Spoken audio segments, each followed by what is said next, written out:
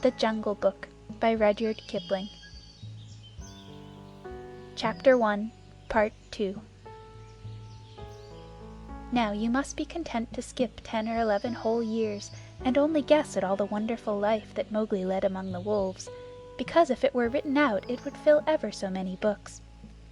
He grew up with the cubs, though they, of course, were grown wolves almost before he was a child.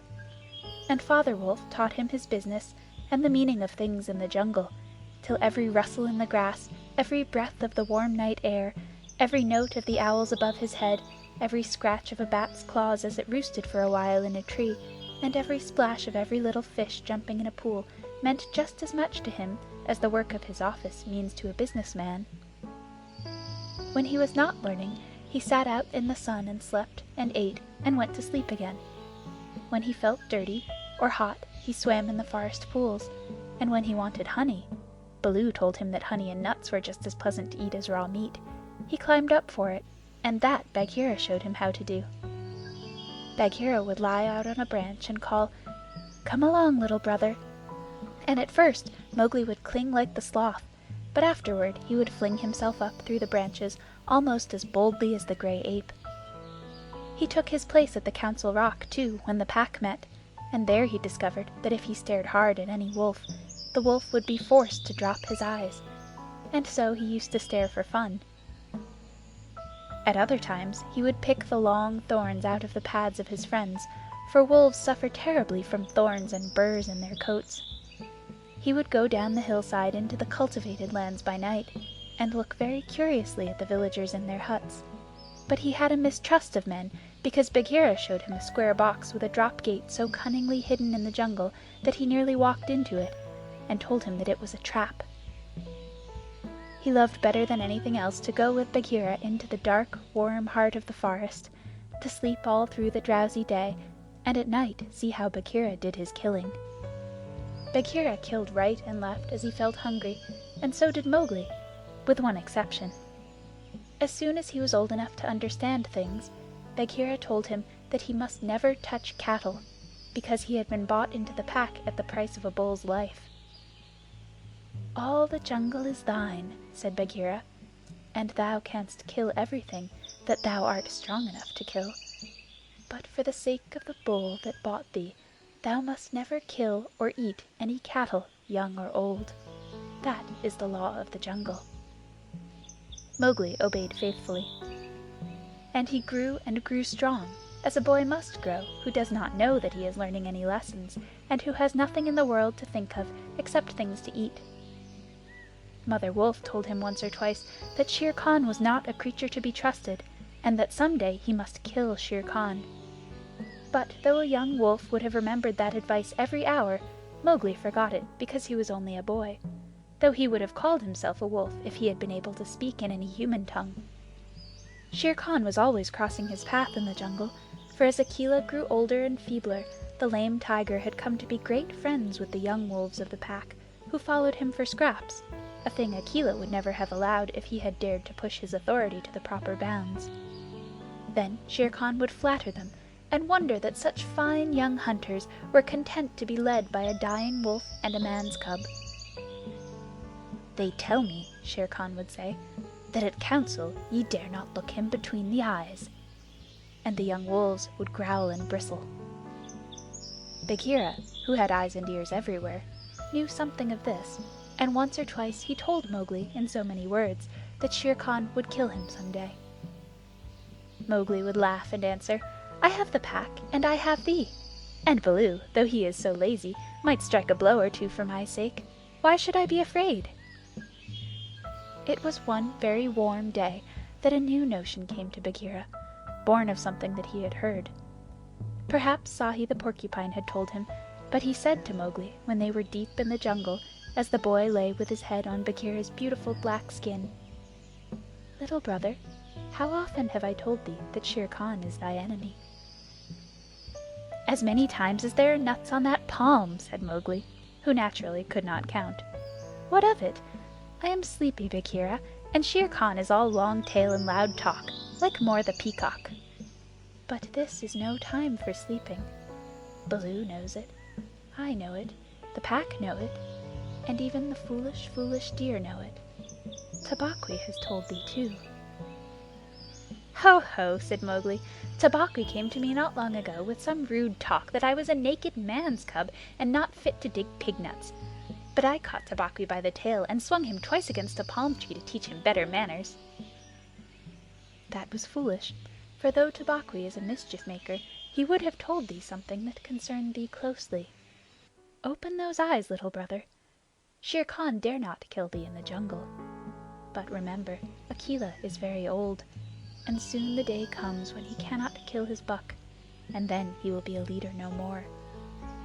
Many of the wolves that looked thee over when thou wast brought to the council first are old too, and the young wolves believe, as Shere Khan has taught them, that a man cub has no place with the pack.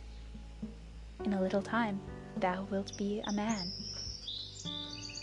"And what is a man that he should not run with his brothers?" said Mowgli. "I was born in the jungle. I have obeyed the law of the jungle, and there is no wolf of ours from whose paws I have not pulled a thorn. Surely they are my brothers." Bagheera stretched himself at full length and half shut his eyes. "Little brother," said he, "feel under my jaw." Mowgli put up his strong brown hand, and just under Bagheera's silky chin, where the giant rolling muscles were all hid by the glossy hair, he came upon a little bald spot. "There is no one in the jungle that knows that I, Bagheera, carry that mark, the mark of the collar. And yet, little brother, I was born among men, and it was among men that my mother died, in the cages of the king's palace at Odaipur. It was because of this that I paid the price for thee at the council when thou wast a little naked cub. Yes, I too was born among men. I had never seen the jungle. They fed me behind bars from an iron pan, till one night I felt that I was Bagheera, the panther, and no man's plaything, and I broke the silly lock with one blow of my paw and came away. And because I had learned the ways of men, I became more terrible in the jungle than Shere Khan. Is it not so?" "Yes," said Mowgli. "All the jungle fear Bagheera. All except Mowgli." "Oh, thou art a man's cub," said the Black Panther very tenderly. "And even as I return to my jungle, so thou must go back to men at last, to the men who are thy brothers, if thou art not killed in the council." But why should any wish to kill me?" said Mowgli. "Look at me," said Bagheera, and Mowgli looked at him steadily between the eyes. The big panther turned his head away in half a minute. "That is why," he said, shifting his paw on the leaves. "Not even I can look thee between the eyes, and I was born among men, and I love thee, little brother. The others, they hate thee because their eyes cannot meet thine, because thou art wise, because thou hast pulled out thorns from their feet, because thou art a man." "I did not know these things," said Mowgli sullenly, and he frowned under his heavy black eyebrows. "What is the law of the jungle? Strike first, and then give tongue. By thy very carelessness they know that thou art a man. But be wise. It is in my heart that when Akela misses his next kill, and at each hunt it costs him more to pin the buck, the pack will turn against him and against thee. They will hold a jungle council at the rock, and then... "I have it," said Bagheera, leaping up. "Go thou down quickly to the men's huts in the valley, and take some of the red flower which they grow in there, so that when the time comes thou mayest have even a stronger friend than I or Baloo or those of the pack that love thee. Get the red flower." By red flower Bagheera meant fire, only no creature in the jungle will call fire by its proper name. Every beast lives in deadly fear of it, and invents 100 ways of describing it. "The red flower," said Mowgli, "that grows outside their huts in the twilight? I will get some." "There speaks the man's cub," said Bagheera proudly. "Remember that it grows in little pots. Get one swiftly, and keep it by thee for time of need." "Good," said Mowgli. "I go. But art thou sure, O my Bagheera?" He slipped his arm around the splendid neck and looked deep into the big eyes. Art thou sure that all this is Shere Khan's doing?" "By the broken lock that freed me, I am sure, little brother." "Then by the bull that bought me, I will pay Shere Khan full tale for this, and it may be a little over," said Mowgli, and he bounded away. "That is a man. That is all a man," said Bagheera to himself, lying down again. "Oh, Shere Khan, never was a blacker hunting than that frog hunt of thine 10 years ago." Mowgli was far and far through the forest, running hard, and his heart was hot in him. He came to the cave as the evening mist rose, and drew breath and looked down the valley. The cubs were out, but Mother Wolf, at the back of the cave, knew by his breathing that something was troubling her frog. "What is it, son?" she said. "Some bat's chatter of Shere Khan," he called back. "I hunt among the plowed fields tonight." And he plunged downward through the bushes to the stream at the bottom of the valley. There he checked, for he heard the yell of the pack hunting, heard the bellow of a hunted Sambor, and the snort as the buck turned at bay. Then there were wicked, bitter howls from the young wolves. "Akela! Akela! Let the lone wolf show his strength! Room for the leader of the pack! Spring, Akela!" The lone wolf must have sprung and missed his hold, for Mowgli heard the snap of his teeth, and then a yelp as the Sambor knocked him over with his forefeet. He did not wait for anything more, but dashed on, and the yells grew fainter behind him as he ran into the croplands where the villagers lived. "Bagheera spoke truth," he panted, as he nestled down in some cattle fodder by the window of a hut. "Tomorrow is one day both for Akela and for me."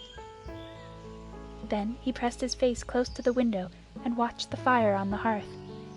He saw the husbandman's wife get up and feed it in the night with black lumps, and when the morning came and the mists were all white and cold, he saw the man's child pick up a wicker pot plastered inside with earth, fill it with lumps of red-hot charcoal, put it under his blanket, and go out to tend the cows in the byre.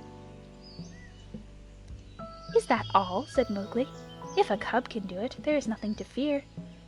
So he strode round the corner and met the boy, took the pot from his hand, and disappeared into the mist, while the boy howled with fear. "They are very like me," said Mowgli, blowing into the pot as he had seen the woman do. "This thing will die if I do not give it things to eat." And he dropped twigs and dried bark on the red stuff. Halfway up the hill he met Bagheera, with the morning dew shining like moonstones on his coat. "Akela has missed," said the panther. "They would have killed him last night, but they needed thee also. They were looking for thee on the hill." "I was among the plowed lands. I am ready. See!" Mowgli held up the fire pot. "Good. Now I have seen men thrust a dry branch into that stuff, and presently the red flower blossomed at the end of it. Art thou not afraid?" "No. Why should I fear? I remember now, if it is not a dream, how before I was a wolf I lay beside the red flower, and it was warm and pleasant." All that day Mowgli sat in the cave tending his fire pot and dipping dry branches into it to see how they looked. He found a branch that satisfied him, and in the evening when Tabaqui came to the cave and told him rudely enough that he was wanted at the Council Rock, he laughed till Tabaqui ran away. Then Mowgli went to the council, still laughing. Akela the lone wolf lay by the side of his rock as a sign that the leadership of the pack was open, and Shere Khan, with his following of scrap-fed wolves, walked to and fro, openly being flattered. Bagheera lay close to Mowgli, and the fire pot was between Mowgli's knees. When they were all gathered together, Shere Khan began to speak, a thing he would never have dared to do when Akela was in his prime. "He has no right," whispered Bagheera. "Say so. He is a dog's son. He will be frightened." Mowgli sprang to his feet. "Free People!" he cried. "Does Shere Khan lead the pack? What has a tiger to do with our leadership?" "Seeing that the leadership is yet open, and being asked to speak," Shere Khan began. "By whom?" said Mowgli. "Are we all jackals, to fawn on this cattle butcher? The leadership of the pack is with the pack alone." There were yells of, "Silence, thou man's cub! Let him speak. He has kept our law." And at last the seniors of the pack thundered, "Let the dead wolf speak." When a leader of the pack has missed his kill, he is called the dead wolf as long as he lives, which is not long. Akela raised his old head wearily. Free people, and ye too, jackals of Shere Khan, for 12 seasons I have led ye to and from the kill, and in all that time not one has been trapped or maimed. Now I have missed my kill. Ye know how that plot was made. Ye know how ye brought me up to an untried buck to make my weakness known. It was cleverly done. Your right is to kill me here on the Council Rock, now. Therefore, I ask, who comes to make an end of the lone wolf? For it is my right, by the law of the jungle, that ye come one by one. There was a long hush, for no single wolf cared to fight Akela to the death. Then Shere Khan roared, "Bah! What have we to do with this toothless fool? He is doomed to die. It is the man's cub who has lived too long. Free people, he was my meat from the first. Give him to me. I am weary of this man-wolf folly. He has troubled the jungle for 10 seasons. Give me the man-cub, or I will hunt here always, and not give you one bone. He is a man's child, and from the marrow of my bones I hate him." Then more than half the pack yelled, "A man! A man! What has a man to do with us? Let him go to his own place." "And turn all the people of the villages against us?" clamored Shere Khan. "No, give him to me. He is a man, and none of us can look him between the eyes." Akela lifted his head again and said, "He has eaten our food. He has slept with us. He has driven game for us.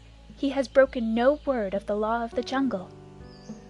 Also, I paid for him with a bull when he was accepted. The worth of a bull is little, but Bagheera's honor is something that he will, perhaps, fight for," said Bagheera in his gentlest voice. "A bull paid 10 years ago?" the pack snarled. "What do we care for bones 10 years old?" "Or for a pledge," said Bagheera, his white teeth bared under his lip. "Well are ye called the Free People." "No man's cub can run with the people of the jungle," howled Shere Khan. "Give him to me." "He is our brother in all but blood," Akela went on, "and ye would kill him here. In truth, I have lived too long. Some of ye are eaters of cattle, and of others I have heard that, under Shere Khan's teaching, ye go by dark night and snatch children from the villager's doorstep. Therefore I know ye to be cowards, and it is to cowards I speak.